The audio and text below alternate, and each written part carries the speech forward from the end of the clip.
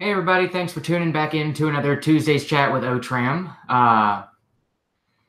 Hopefully you guys can hear me okay. I moved my office around. As you can see, the view's a bit different. And I had everything unplugged and replugged. So hopefully audio, video, everything's coming through okay.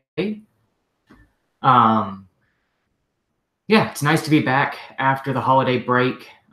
It felt kind of weird the last two Tuesdays, not doing chat in the evenings. But we've gotten quite a bit done at the shop. Came into a really good deal on a giant old Reed Prentice lathe. So I got that into the shop and mostly up and running. So it's exciting to be able to have a real lathe that actually has a ton of power. So that's new. I'll probably do a video on that soon. Did part one of a timing belt video on a 4.7 while I had the engine out to fix an oil leak. Fixed the oil leak today, so I'll probably shoot part two of that video over the next couple of days. Happy New Year to you as well, Manuel. Yeah, got to get that shot. We got the old engine pulled out of the FJ40 that's getting the 3FE 5-speed swap. So that's out, cleaning up the engine bay a little bit. And then we should be putting the 3FE in, at least for mock-up, maybe tomorrow. But yeah, and we've just finished up an FJ60 with a 5-speed swap and a long-range automotive tank. Yeah, we've got a ton of work going through the shop right now. We're swamped. Looks like I'm going to start another batch of stainless exhaust, at least the FJ62 version. Probably do a couple of the FZJ80s as well. Probably going to start that in maybe 2.5 weeks. So if you've been waiting for us to run another batch of exhaust, that's coming up soon. So if you want in on this batch, let me know. Trying to think what else is going on since the last time I tuned in. Got a bunch of good hikes in over the winter break. My wife was off for like 2 weeks, so we got a bunch of good hikes in because the weather here in Virginia has actually been fairly nice, even though it was late December, early January. Yeah, the Capital Land Cruiser Club. Capital Land Cruiser Club is having their tech day at the shop on the 26th of January. So if anybody's in the area and wants to come hang out and meet the Capital Land Cruiser Club guys, tech days pretty much all day at the shop Saturday the 26th. And to Brian, the cost depends on which version. And I should know this off the top of my head. FJ62 is right around $1,500, and the FZJ80 is, I think, $1,800 on the stainless exhaust. And I should probably go back and double check that. I should know these things. Oh, and I wanted to say thank you to all of our new subscribers. The subscriber count is just moving right along. It's kind of crazy how many people are subscribing to the channel. Really gives us motivation to keep making videos. We've also been getting, really nice phone calls to the shop and emails about the videos. So that's encouraging. And hello to Edgar. But yeah, so yeah, subscribers are coming along, which is super awesome. We picked up another patron to our Patreon site, which is always awesome. I really appreciate the support where people, kick in to help buy camera gear and editing software and all that jazz. Every little bit helps, and I really appreciate it. So yeah, like normal, I don't have any topic planned for this evening. Whatever questions folks have, just let me know, and I will try to do my best to answer them. There was something else that I was going to say, but I don't remember what it is. I'm sure it'll come to me. Oh, and we've started looking over the LX450 that I picked up for a shop truck. So we started going through and making a build plan for that, aiming to have that built mid-summer so that I can possibly make Coal Mine Cruiser Classic in a vehicle that I have and drive for the first time in over a decade, since I don't think I'm going to have the pumpkin built anytime soon. And thank you, Edgar. And Manuel wants to know if it's worth having 488s on a daily driver UZJ with 295/70.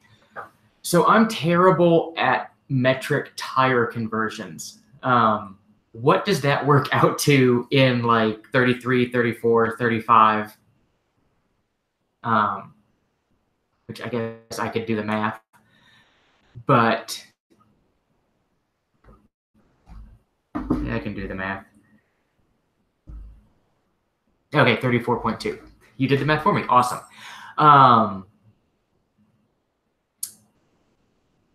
It's hard to say. I mean, the 100 series seems to have enough guts, to push 35s around. I'm trying to think.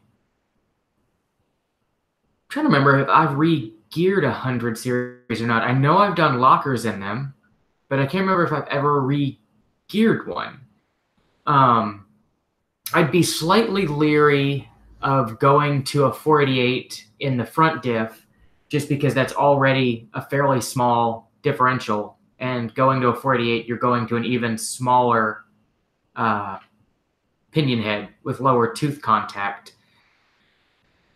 I'm not 100% positive, but I'm pretty sure the underdrive high range transfer case gears that Cruiser Brothers and I think Cruiser Outfitters as well are importing, you could put those in the transfer case and gain, I think it's like 10%. So it'd be kind of like going up to 456s from 410s, but stronger because you're doing it in the transfer case instead of the axles, and it's a lot less work since you're only doing the transfer case and not both axles. So I'd possibly look into doing that. And hey, what's up, Dave? What are the risks of running a turbo on an FZJ80 with 265,000? That's a good question.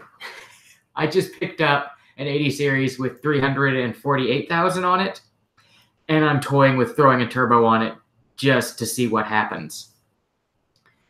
I'd be mildly concerned about the head gasket with that kind of mileage on it, and valve stem seals, ring sealing, just bearings in general. My gut feeling is low boost, not laying on it. You might be fine, but that's just a gut feeling. I don't actually have any technical data to back that up. I'd probably run a compression test and a leak down test to try to figure out the condition of the rings, and I would probably do a preventative maintenance head gasket before I chucked a turbo on something with mileage like that. I've done a couple of superchargers on 80 series with over 200K, but they've all had fresh head gaskets just before doing the supercharger. So I don't have any baseline for supercharging a original head gasketed truck with that kind of mileage. Hopefully that was helpful and not just a whole lot of rambling.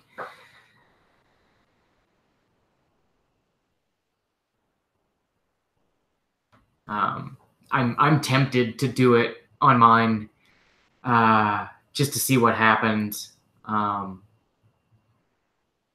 mostly because Crash has enough tuner buddies that I can pick up a turbo cheap and I can make all the parts to make it work at the shop. So it wouldn't cost me much to do it. What's the highest miles truck I've worked on? I want to say we've done a couple that are just over 400K. I want to say like 430,000 is probably the highest I've seen at the shop.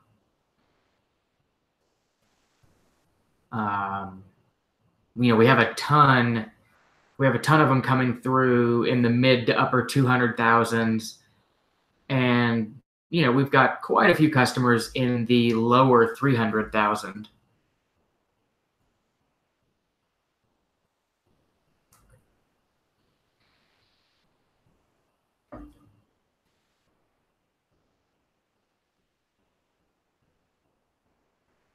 Yeah, the 80 I just picked up, I think is at 348. My 4Runner probably has like 260, 270 on it. I think Crash's 4Runner is over 300.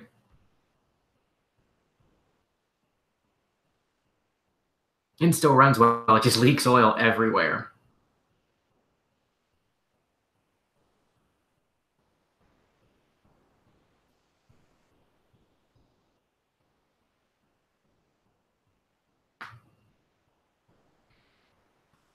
Whew.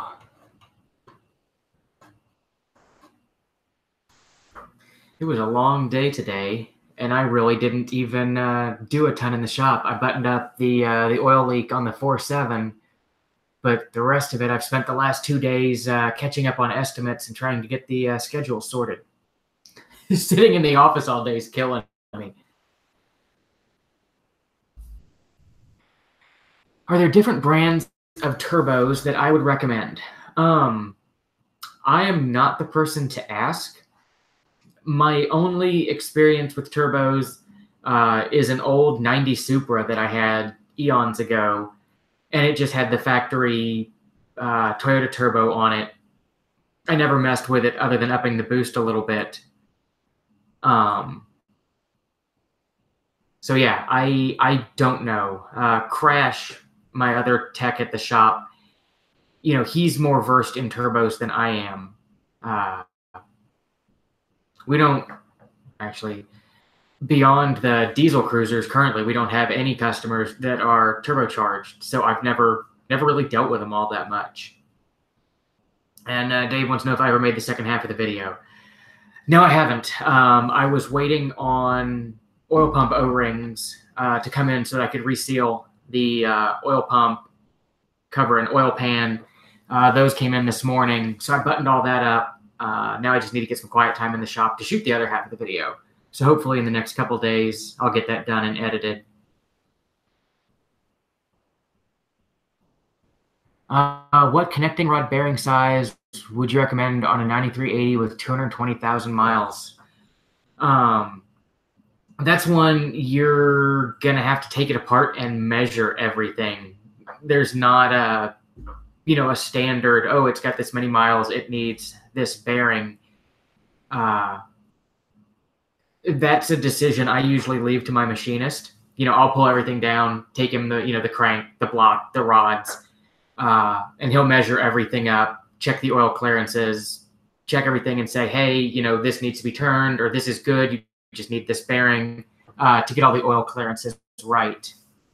I've seen people guessing at them. Sometimes it works and sometimes it doesn't. So it's really one of those, you either need to measure it with bore gauge and micrometers, or, you could do it down and dirty with plastic gauge just to check the oil clearance.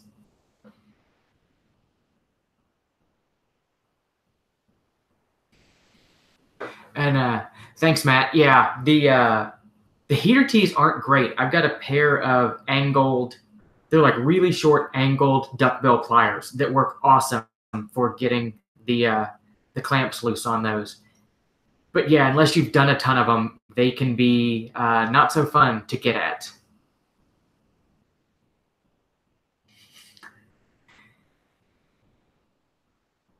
And Dave, the 100 series timing belt's not that bad.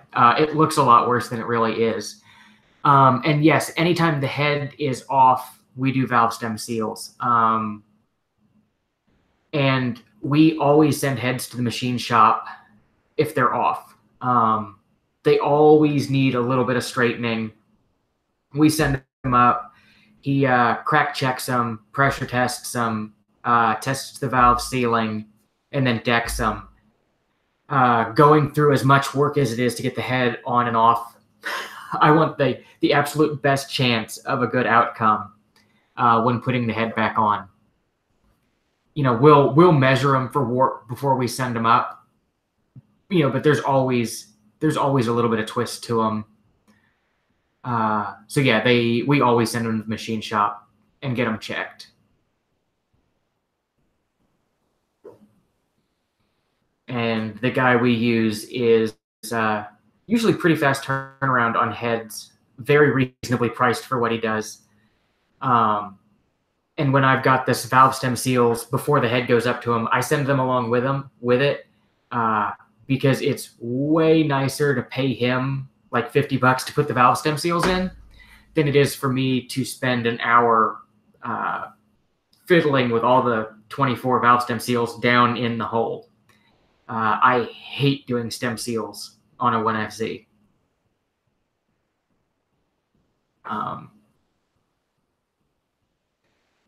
But yeah, we do the valve stem seals anytime the head's off, because chances are they're getting ready to leak anyway. If it's an original head gasket, those have been in there, 20 some odd years now. They're probably rock hard.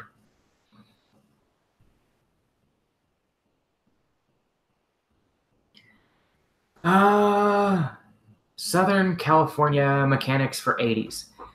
I do not know my California geography. But if I were in California, I would try to hook up with George over at Valley Hybrids in Stockton. We get a ton of parts from them, and George has always just been an amazing source of information. So I wouldn't hesitate to go to them, but I have no idea if Stockton's in northern, southern, or central California. And I'm sure there's other shops there, but I don't know of any off the top of my head.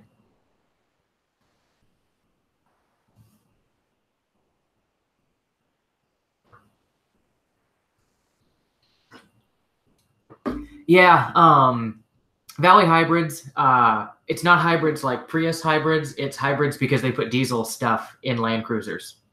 At least that's my understanding. Oh. See, I told you I'm not good at California geography.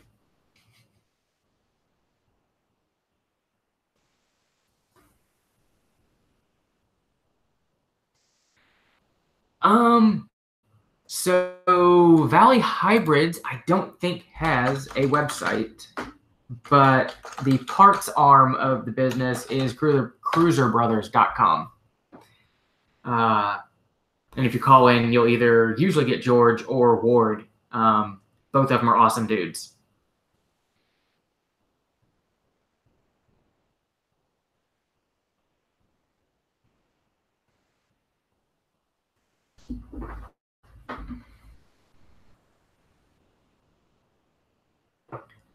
Oh, and I guess I should float a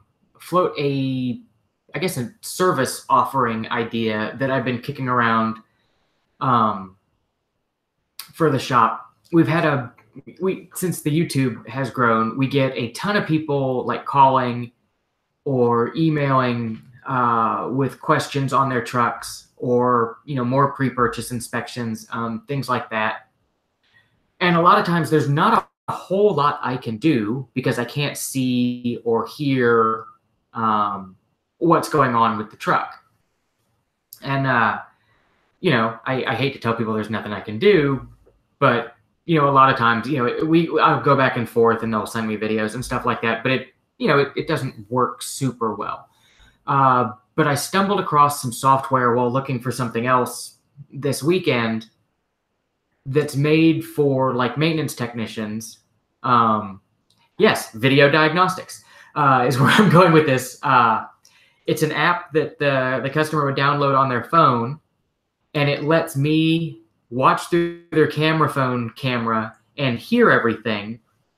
So I can tell them where to put the camera, you know, what I need to see, you know, what to shake, what to wiggle, what to listen for. And I can draw on my computer screen and circle and point, and it comes up on their smartphone. You know, to go back and, you know, it let me go back and forth and cut down, you know, on random diagnostics. And especially, I think it would really help with pre-purchase inspections, because I could just, you know, guide the guy looking at the truck or gal, guide them through what to look for, and I could actually see what's going on with the truck. So thinking about possibly adding that to our services, if anybody thinks that would be a good idea, because it seems like it'd be a decent way to help people out that are remote and don't have anybody, you know, cruiser versed nearby. You know, help them get out of a bind or help doing pre-purchase inspections, you know, and bring a little bit of income into the shop. And to Red's 1985, looking for recommendations on a tow company. We always use Foster's Towing out of Warrenton. Their big rig shop is right behind my shop, and I've dealt with them for 20 some years. They've always been excellent, but they're out here and not anywhere near Virginia Beach or Northern Virginia. Big Tow out of somewhere in Maryland is also really good, and the owner is a cruiser guy. So I would recommend either Foster's Towing out of Warrenton or Big Tow, TOW, out of Maryland. Any suggestion on how to bleed the master cylinder that didn't come with the clear line to bench bleed? Yeah, you can fill up the master, put your fingers, over the outlet ports, push the piston in, and that'll, squirt fluid out, and then hold your fingers over the ports when you release the piston so they can't suck air in, and then keep pumping it that way. And on every upstroke of the pedal, just keep your fingers over the ports so that air can't suck back in. Usually that will work. You could also just gravity bleed it, just let fluid run through. A lot of times that'll at least get you bled enough that you can start to bleed them normally.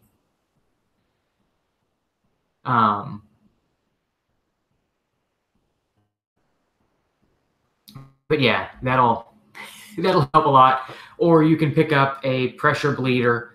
They clamp over the top of the brake port and push brake fluid through pressurized to bleed. That's how we do them at the shop, and we don't even bother with bench bleeding because it forces the air out under pressure.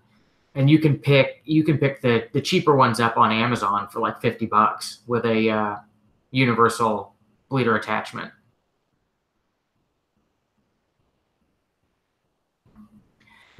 And yeah, I've seen the working on the computer through OBD remotely. That would take a lot more software than what I've got. But yeah, but I'm thinking the video, audio, and being able to draw on the screen thing might work fairly well, especially for pre-purchase inspections, and also for random, hey, is my engine timed correctly? Or, hey, does this look right kind of deals. Yeah, I will probably move forward with that in the near future, at least on a testing kind of basis to see how it catches on.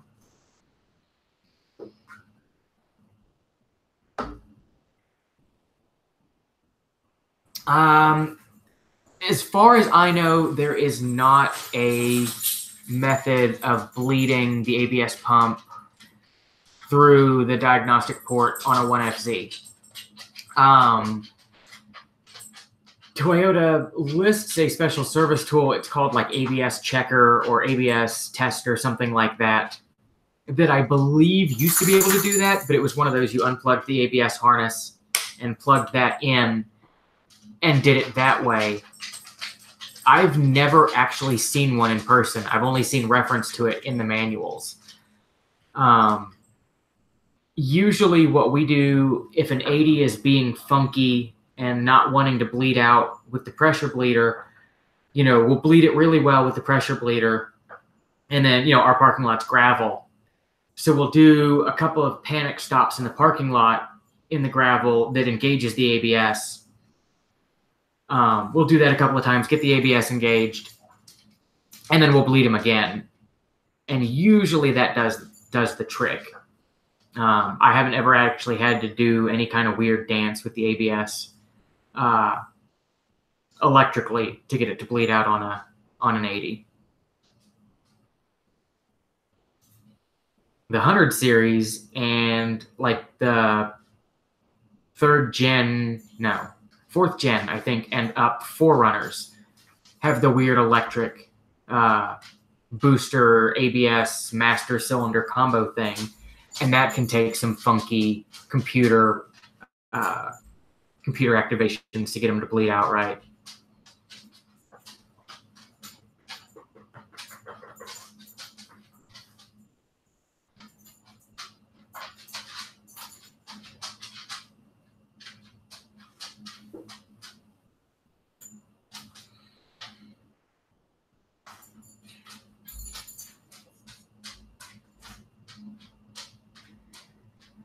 Uh, 100 series common exhaust manifold leak. Replace with OEM or go Doug Thorley headers. I've done both.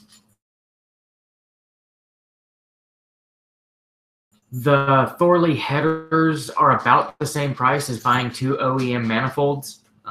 So a lot of times those are what we go with, although I have done, done factory manifolds.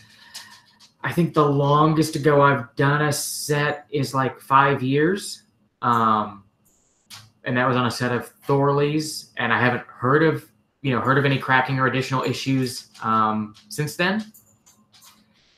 So, it seems like either one is a good route. The OEM are easier to put back on than the headers, but not enough so that it would sway me from doing the headers. The Thorleys are just difficult because it seems like there's a tube that wraps in front of every one of the nuts. So it takes some creative wrenching to get them tightened up. 97 Cruiser where the temp gauge spikes every 5 minutes or so.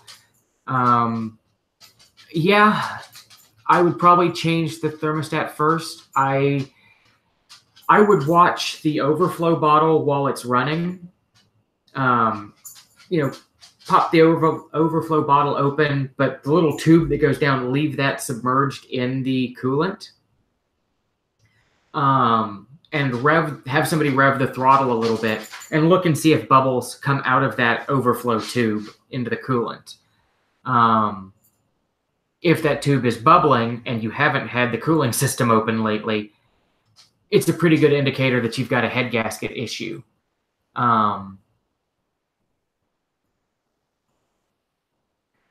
Yeah, because I wouldn't think a thermostat would cycle fast enough to spike every 5 minutes. I could be wrong, though. Stranger things have happened.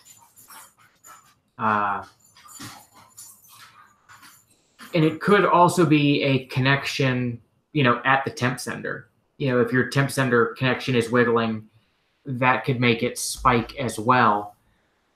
So I guess I would verify the temperature readings with like an infrared thermometer gun, just to make sure that you actually are having a spiking temp. And then I would look for bubbles in the overflow. And then I would probably lean towards thermostat. If you have access to a infrared temperature gun, you can actually watch the thermostat outlet housing with it. And you can usually see the temperature cycle as the thermostat opens and closes. So sometimes you can actually check the thermostat without actually pulling it all apart.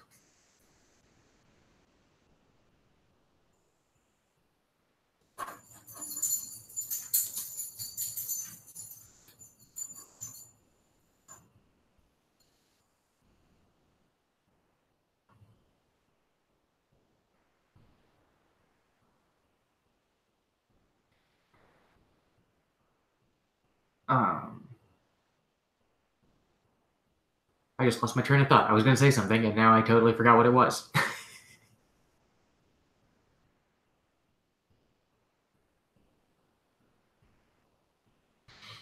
Loud clunking noise going fourth to fifth, low on transmission fluid, or bigger problem.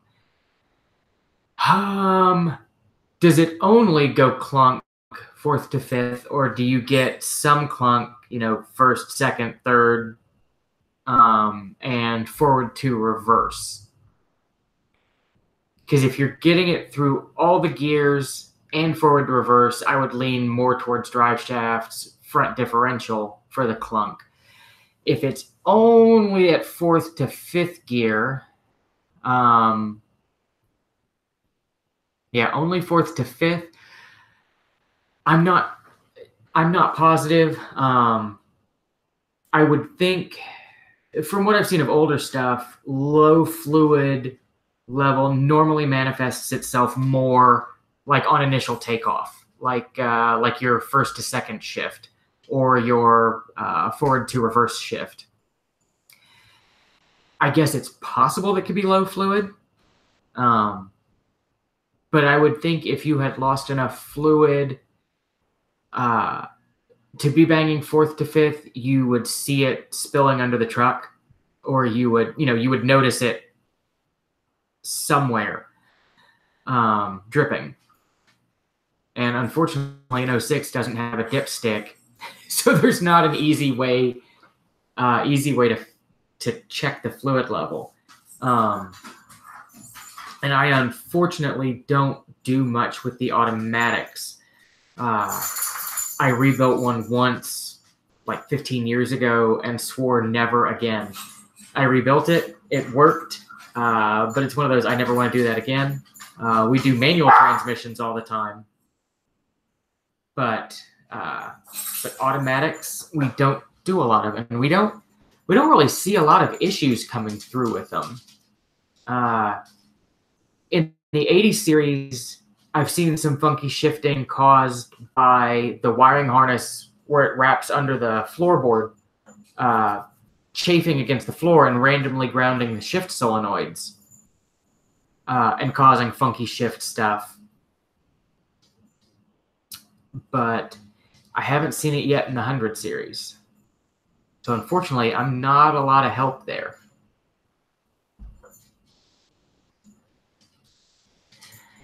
Potential failure points on an 03 truck with 2-inch lift and larger tires.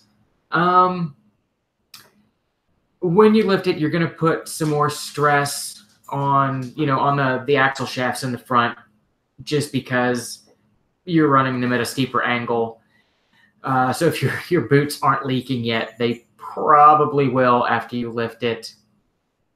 You can do a diff drop to help alleviate that some.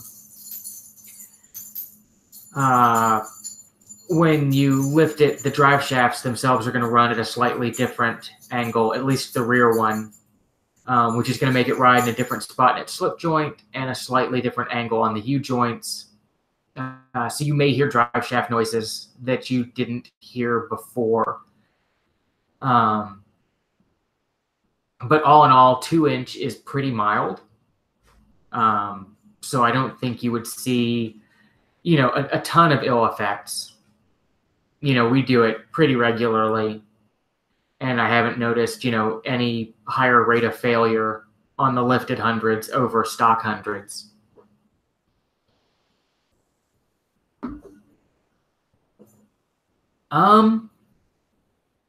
I don't have a ton of high mileage 100 series through. I've got one customer with a Tundra that I think is upper 300s and still running strong. Same drivetrain. We've got a couple that are pushing 300.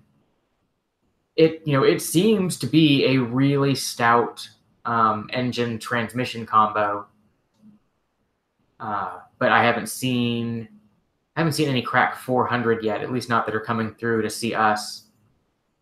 Around here, they seem to rust out long before the drivetrain goes bad. Unfortunately, we're seeing a lot more 100 series with really bad frame rust on them. Lots of holes. Yeah. So yeah, if you're in Arizona, you've probably got a better chance of cruiser survival and actually hitting those numbers. We're not even really into the rust belt here, and it's getting them bad. But I would think 4,000 is completely doable on a well-maintained truck.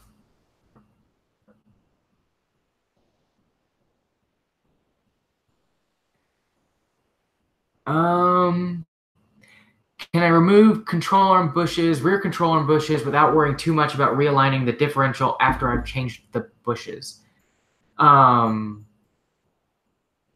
assuming you're talking about like the long, control arm down to the solid axle rear. If you take all of them out at once, it's the axle's gonna roll and it's going to be a pain. It's going to be a pain to get the axle back into place. Normally when we do them, we'll take one bar out, change the bushings, put that one back in, and go through the 4 of them that way. And to answer Edgar's question, yeah, I've used phosphoric acid to treat rust. That's basically what's in navel jelly, Loctites extends. Most of those, it turns it from iron oxide to iron phosphate, which doesn't flake like the iron oxide does, and kind of helps seal it. So I'll scrape, grind, wire wheel off all the heavy corrosion, flakiness, and then whatever I can't wire wheel out, I'll coat with like navel jelly or extends or something like that to treat what's down in the pits before I prime and paint. And it seems to help. You got to be careful with putting it on too thick, because it'll leave like a gummy, gooey layer that paint won't stick to.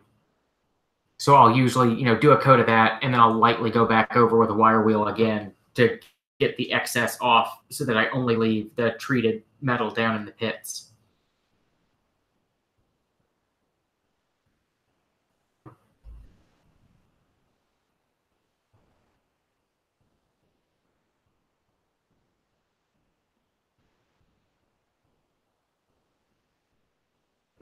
Wear safety glasses and wear gloves, and it smells terrible.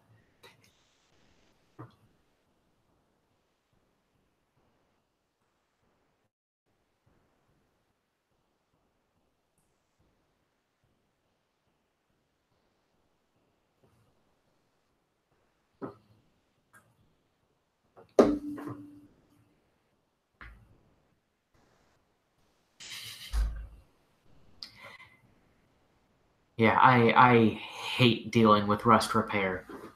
I did collision and restoration for like a decade, and I got my fill of cutting out rust. Have I seen better reliability in the 200 versus the 100? So we really aren't seeing a lot of the 200 series coming through the shop yet for regular maintenance and repair. I'm assuming most of those are still going to the dealer. We're starting to see them trickle through to get, suspension upgrades, bumpers, winches, stuff like that. But since they don't have the timing belt like the earlier 4.7 did, we're not seeing them for the regular maintenance intervals. Like most people, call the dealer for a timing belt, get some sticker shock, and then call us on a timing belt for the 100 series. So we see them regularly. We see them, really often for timing belt, water pump. And, we're seeing them more and more now for AHC failure because where we're at, the auto height lines are all rusting out. So we're getting them through for that. Mostly that and timing belts and the occasional steering rack and CV axle.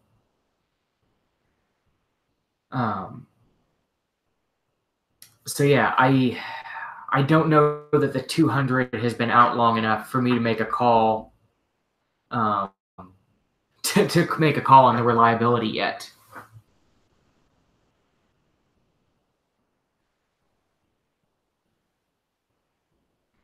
The camshaft valve cover, I can't really think of any good reason you would have to, go into it unless, it's leaking. The PCV valve can get blocked. And if that gets blocked, you'll build up excess crank pressure. You can build up excess crank pressure, and that'll make your seals leak more.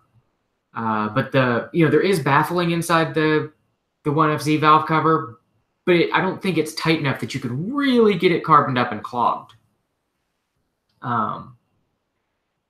So yeah, I can't think of any regular maintenance you'd have to do to it unless it was actually leaking. And thanks for the thanks, Triad.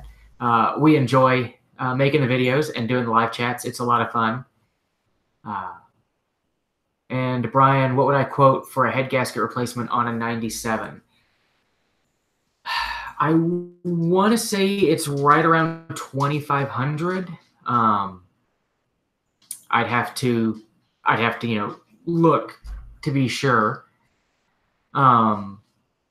But I want to say it's right around 2,500. That's assuming like everything goes well and the head's not super warped. The valve shims are still in spec. The block deck looks good. But 2,500 usually covers the majority of what 80 series head gaskets come through. And the PCV valve, if you're standing in front of the engine, you'll see the oil filler cap.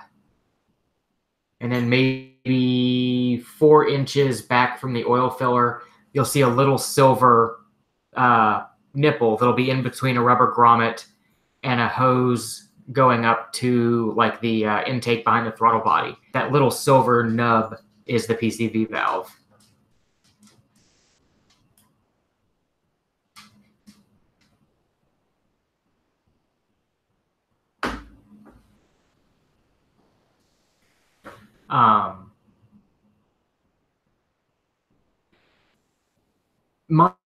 My inclination is to go all OEM. For the most part, we use either OEM or OEM manufacturer. Like for water pumps, we use ASIN rather than the Toyota because ASIN made it for Toyota, and you can see where ASIN ground Toyota off of their castings. So we'll use ASIN water pumps, Koyo bearings, NOK seals, stuff like that. Whew, 2 a.m. What time zone are you in? You've got to be quite a ways from here. But thanks for tuning in.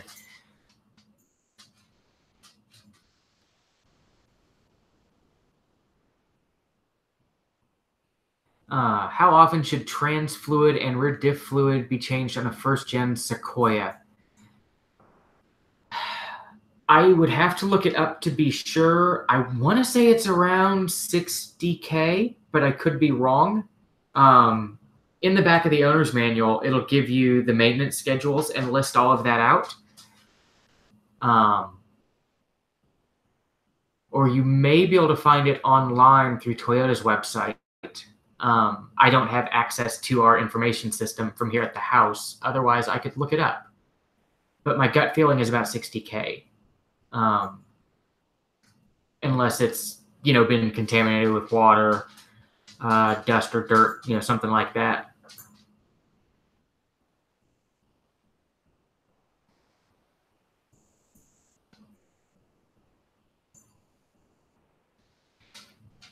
Because I'm pretty sure first gen Sequoia is still Dex 3 for trans fluid.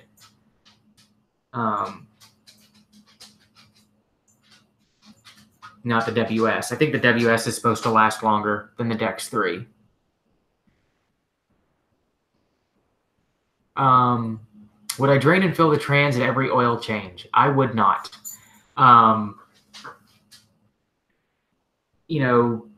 Like I said, I think it's around 60K on trans fluid. I could be wrong. And yes, it really does get filled through the dipstick. I think changing it with every oil change would be really excessive. And I think you're opening up the chance of introducing more dirt and contamination to the system, draining and filling it that often.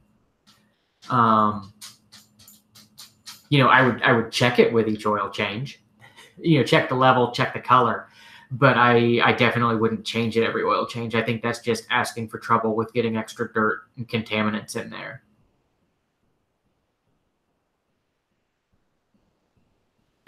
Hissing noise when taking off the gas cap has already replaced the charcoal canister.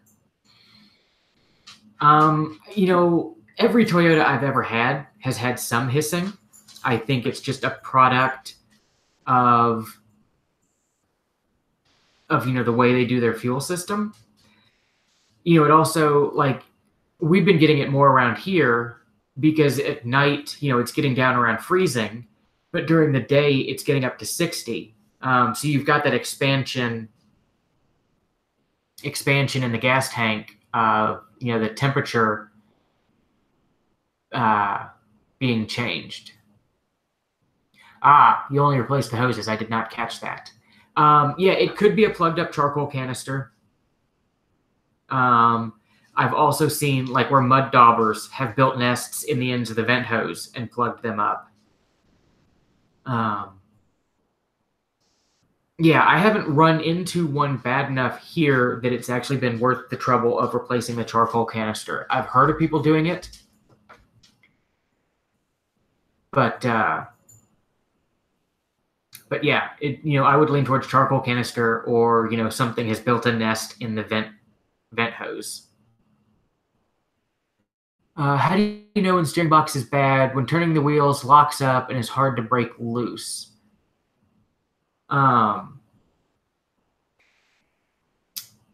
So on a steering box, if you've got excessive play, either on the input or the output, if it's, really sloppy or if it's leaking, that's a good indicator that it's bad. It could also be, tie rod ends,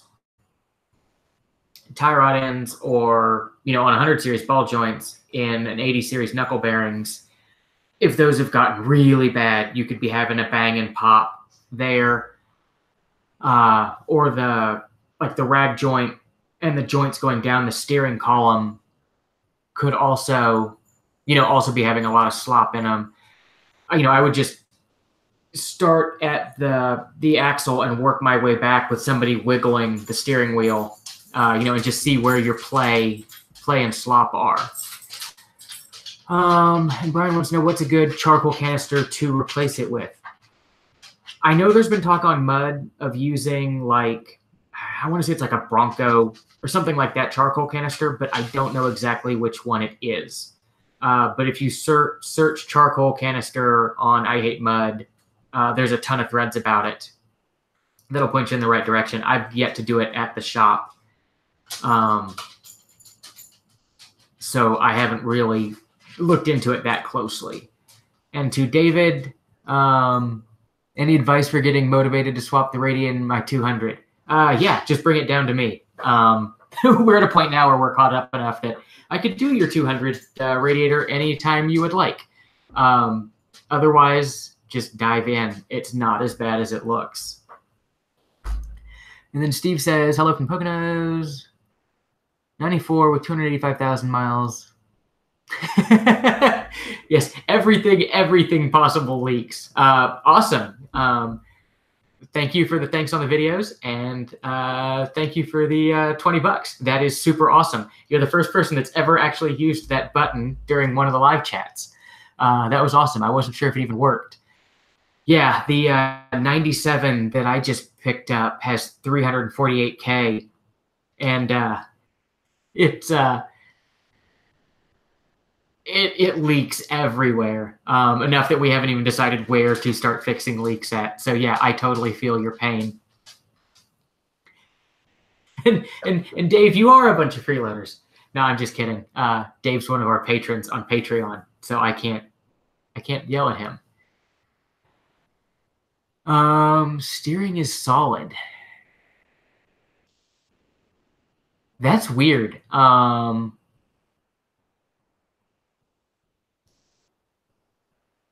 Yeah, that's weird.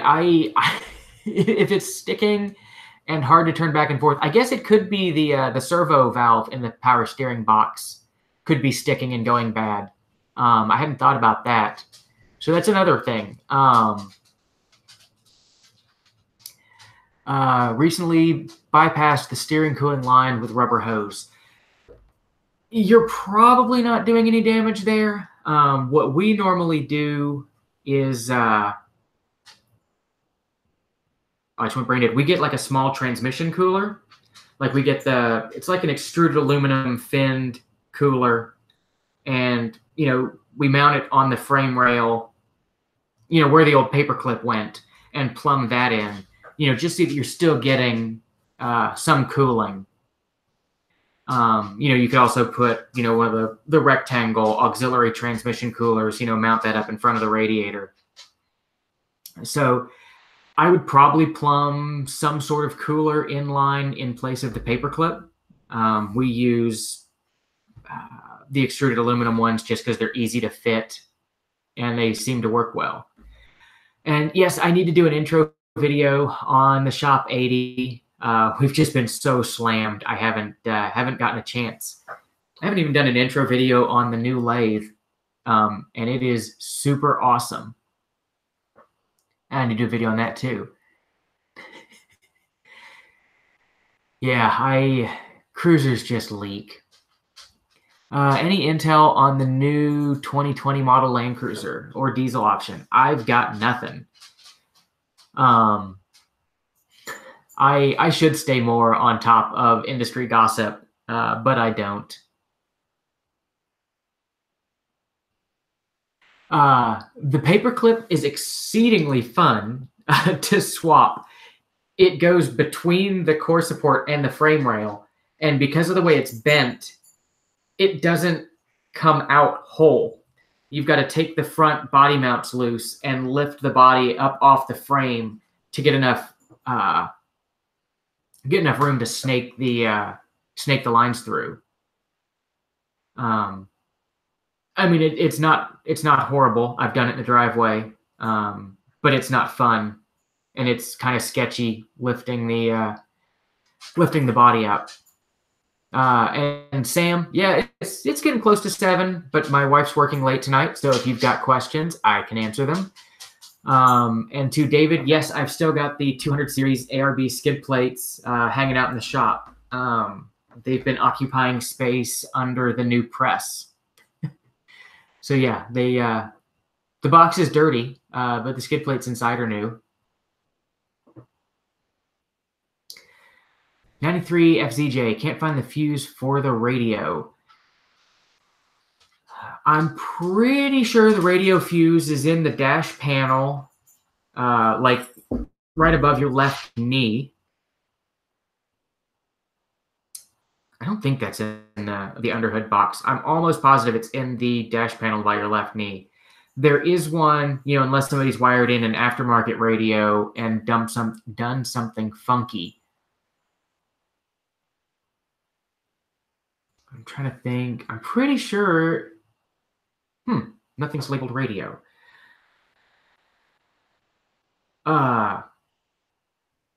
Shoot me an email. Okay, yeah. Edgar's going to go look. I was going to say, shoot me an email, and I can pull up the schematics when I get to the shop tomorrow and see what fuse feeds the radio. If it's not labeled fuse or not labeled radio, I need to... I did a horrible job typing that. I put a space in there. I need to figure out how to get access to the shop information system from here at home. One of these days I'll get around to doing that.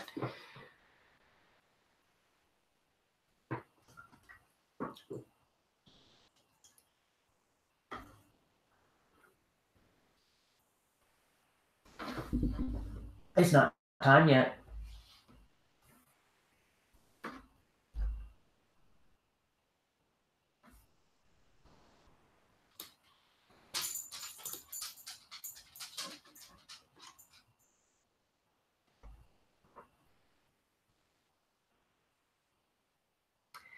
Not sure why we're getting more troll comments than usual tonight.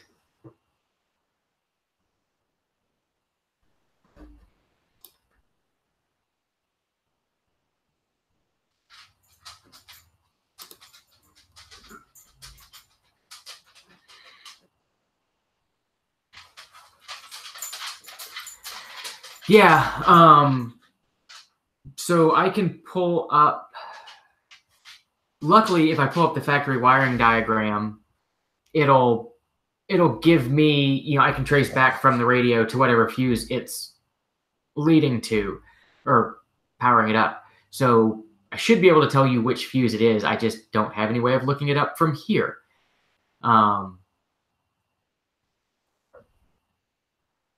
And there is a fuse box under the hood on the FZJ, but I'm pretty sure the radio fuse isn't in there.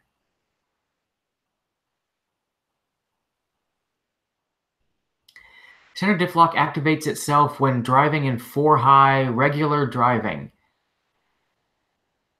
Huh. That's a really, really weird one. I would guess off the top of my head that your wiring harness is chafed somewhere and randomly grounding the wire that tells the computer that you've gone into 4 low and to lock the center diff. Otherwise, maybe a bad switch, but I wouldn't think a switch would be intermittent, because the way they're, ball plunger.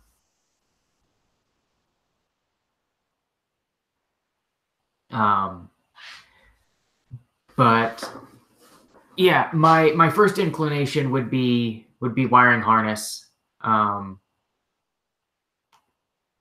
Second would be bad switch. I guess it could also be the computer. And look, Dave knows where the fuse is. Awesome, because Dave's been through his entire electrical system.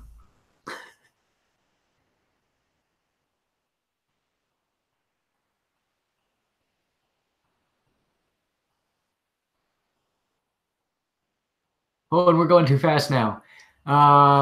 Lift throttle clattering coming from under the truck, heinous sounding. It began right after a tranny rebuild. If it happened with the tranny rebuild, I would suspect the tranny rebuild. But without being able to hear it, see it, that's just a guess. Pinion bearings will also change noise as you go from like throttle to coast. They'll go back. They'll go back and forth. so it's hard to say. And to Steve, front diff lock works, rear diff lock doesn't. They get sticky. Sometimes changing the fluid can help, or just, trying to keep locking and unlocking them. Sometimes we'll free them up, or Wits and sells a rebuild kit for them to take them apart, clean them up, and reseal them.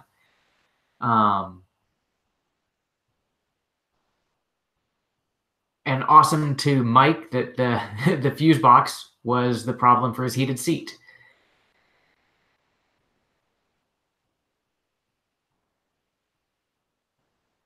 I don't know if the Pin 7 mod would keep it from randomly coming on.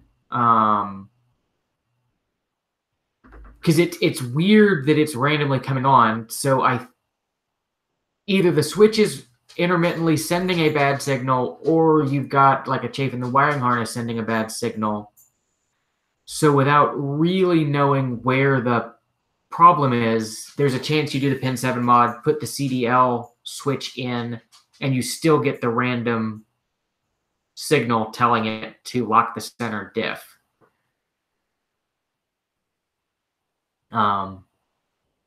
Yeah, that's probably not a ton of help.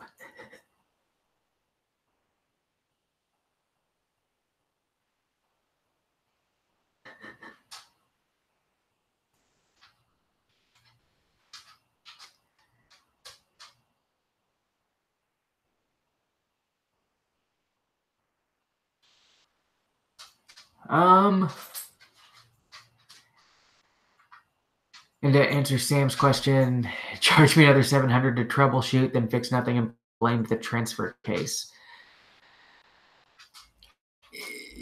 There could be an issue in the transfer case. But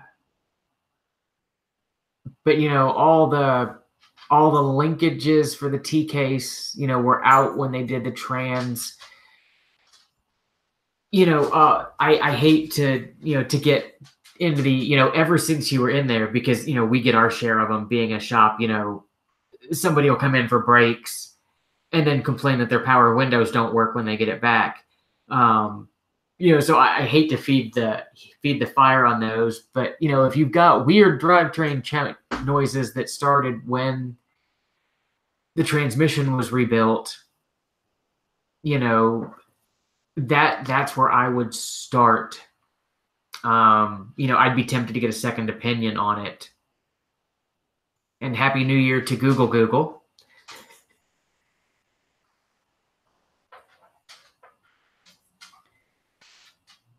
Yeah, I mean, I've seen my fair share of coincidental failure.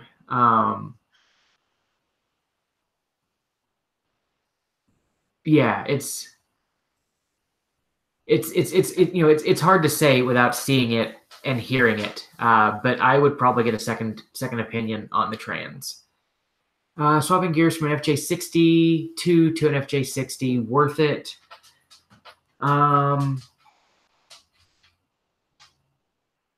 to remember what the ratios are for that swap. I think it's 370 to 410. Probably not. I don't think you're going to gain a ton. Every little bit helps. But if this is the same Robert Perez whose truck I've got at the shop right now, it's pretty peppy as it is. I don't know that you're going to gain a ton. I don't know that you're going to gain enough like seat of the pants feeling that it would be worth going through the trouble of swapping the diffs around.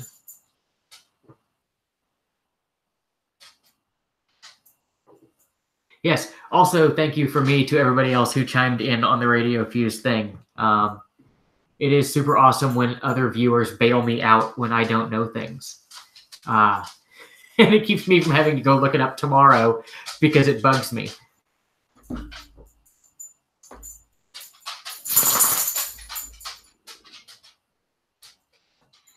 Okay, just a minute. You gotta wait just a minute.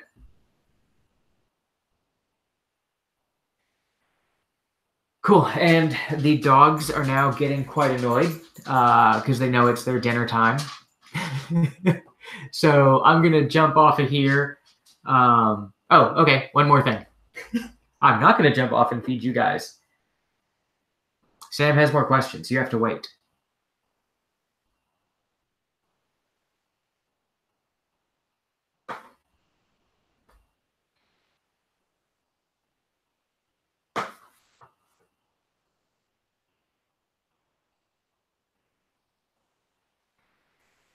P0420 on an 03 Land Cruiser. I'm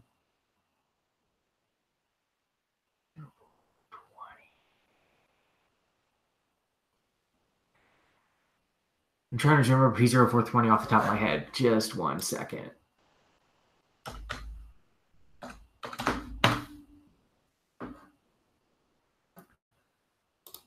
Okay, P0420 is what I thought it was. Yeah, it's catalytic converter. Catalytic converter below threshold efficiency. It's possible that it's O2 sensors reading lazy, causing it. Exhaust leaks can also cause that.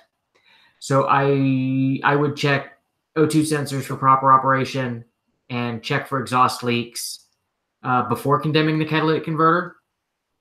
But likely catalytic converter. And can I do a video sometime on bushings that can be replaced with just a socket set and a bench press? Yeah, I probably could. I mean, most of them you can do in a bench press with sockets. You just have to find the right size socket. We've got a press sleeve kit that basically works on like, multiple sized sockets, which makes it super easy. How to hold the front shock from rotating wall on an 80 series while taking it off. We usually use an impact wrench, and when you gun it with the impact wrench, you can spin the nut off. Otherwise, oil filter pliers, sometimes you can grab a hold of the dust shield or, big vice grips. Or if they're really, really badly stuck, I've welded a piece of flat bar to the old shock shaft to keep it from spinning. But yeah, channel locks, vice grips, oil filter kit or oil filter pliers, any of those. But yeah, impact is usually the easiest way. And Happy New Year's to Mike. Okay, and now I'm going to jump off of here and go feed the dogs. Thanks to everybody that tuned in this evening. It was super awesome. It was way more lively than it has been in the past. I couldn't keep up with some of them. So yeah, thanks for everybody that tuned in. Thanks for everybody that has subscribed to the channel. And if you haven't subscribed, subscribe. And yeah, if you haven't already, check out our Patreon page. The link's down below. It helps support us making new videos and live chat.